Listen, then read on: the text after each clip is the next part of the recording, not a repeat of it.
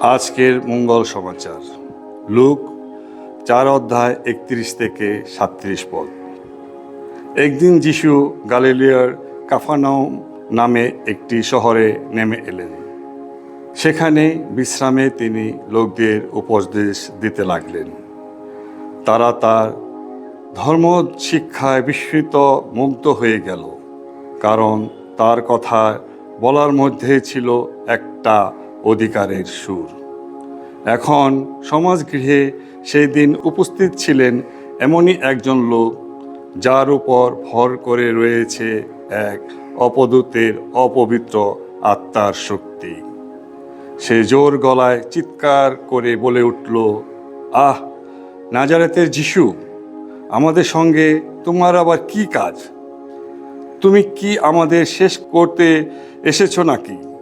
আমি তো জানি তুমি কে। তুমি তো ঈশ্বরের সেই পবিত্র জন। যিশু তাকে ধমক দিয়ে বললেন, চুপ কর, এই লোকটিকে ছেড়ে এখনই বেরিয়ে আয়। তখন সেই অপদূত লোকটিকে সকলের সামনে মাটিতে আছড়ে ফেলল। তারপর তার কোনো ক্ষতি না করেই সে তাকে ছেড়ে বেরিয়ে এলো।